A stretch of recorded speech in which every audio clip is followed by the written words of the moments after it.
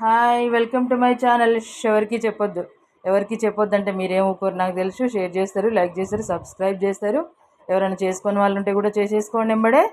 ఈరోజు మనం బొంతకాకరకాయలతో కర్రీ చేసుకుందాం. వీటిని మేమైతే బొంతకాకరకాయలు అంటామండి. సీజనల్గా వస్తాయి ఇవి మా దగ్గర అయితే. మీరేమంటారో కామెంట్ చేయండి ఒకసారి. దానికి కావాల్సింది పచ్చిమిర్చి, కొబ్బరి. ఈ విధంగా ఒక పాత్ర తీసేసుకొని దాంట్లో వాటర్ వేసేసుకొని ఉడకబెట్టేసుకుంటే సరిపోతుంది. ఇవి కొంచెం సేపట్లో ఉడికిపోతాయండి. మీద మనకు అది పొచ్చులాగా ఉంటుంది కదా, కుచ్చుకుంటున్నట్టుగా. అవి పోయే వరకు ఉడికిచ్చేసుకుంటే సరిపోతుంది. అంతలోపు మనం మిక్సీ జార్ తీసేసుకొని పచ్చిమిర్చి, కొబ్బరి, తగినంత ఉప్పు వేసి మిక్సీ పట్టేసుకుందాం. దాని మసాలా రెడీ అవుతుంది. మీ సైడ్ ఏమంటారో మాకు కామెంట్ చేయండి ఒకసారి. మాకు ఇవి అమ్మ వాళ్ళు పంపించారండి, ఊరు నుంచి పంపించారు. మాకు సీజనల్గా కంపల్సరీ ఒక్కసారి అయితే తింటాం. దీంట్లోనే 1-2 సార్లు అన్నా కంపల్సరీ పంపిస్తుంది మా అమ్మ వాళ్ళు. ఈ విధంగా మీద స్కిన్ లాగా బయటకు చేతికి వచ్చేస్తుందండి. ఆ విధంగా వచ్చే వరకు ఉడికించుకోండి. తర్వాత వేడి నీళ్ళు పక్కకు పంపేసి చల్లని వాటర్ పోసేసుకుంటే ఈ విధంగా చేతితో అనేస్తేనే పక్కకు పోతుందండి ఆ స్కిన్ అంతా. ఈ విధంగా అనేసుకోవాలి ప్రతిదీ. కొందరు కావాలంటే అలాగే పెట్టుకొని కూడా చేయొచ్చు. కాకపోతే కొత్తగా తినే వాళ్ళకి ఇబ్బంది అనిపిస్తుంది. ఈ విధంగా చేతితో కూడా చేసుకోవచ్చు, లేకపోతే చాకు తీసుకొని కూడా కట్ చేయొచ్చు. మేమైతే చేతితోటే చేస్తాము. ఈ విధంగా చేసేసుకొని తర్వాత కర్రీ ఎలా చేద్దామో చూద్దాము.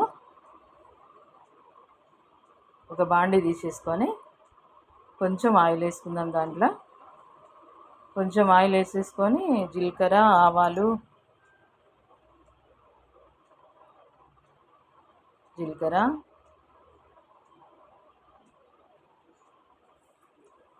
ఆవాలు, కరివేపాకు కూడా వేసేసుకుందాం కొంచెం.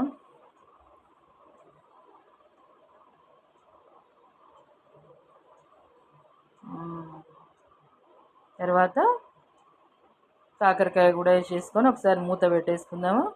ఒక్కసారి కలిపేసుకుంటే సరిపోతుందండి. ఇది ఎక్కువసేపు ఉడకాల్సిన అవసరం లేదు, ఎందుకంటే ఆల్రెడీ ఉడికిందే కనుక.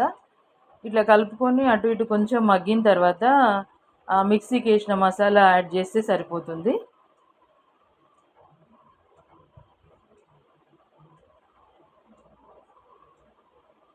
చూడండి, పసుపు కూడా వేసేద్దాం ఇప్పుడే. తర్వాత మసాలా మిక్సీకి వేసుకున్నాం కదా, కొబ్బరి, కొందరు ఎల్లిపాయలు, కొంచెం జీలకర్ర కూడా వేస్తారు. నేనైతే వేయలేదు, కావాలనే వేయలేదు. మాకు ఈ విధంగానే ఇష్టం ఉంటుందని. మీరు కావాలంటే వేసుకోవచ్చు. ఆ విధంగా ఒకసారి కలిపేసుకుని మూత పెట్టేసుకొని ఒక 2 నిమిషాలు అయిన తర్వాత పొయ్యి కట్టేస్తే మనకు వేడి వేడిగా బొంతకాకరకాయ కర్రీ రెడీ. చూడండి, మీరు కూడా ఒకసారి ట్రై చేసి చూడండి, చాలా బాగుంటుందండి.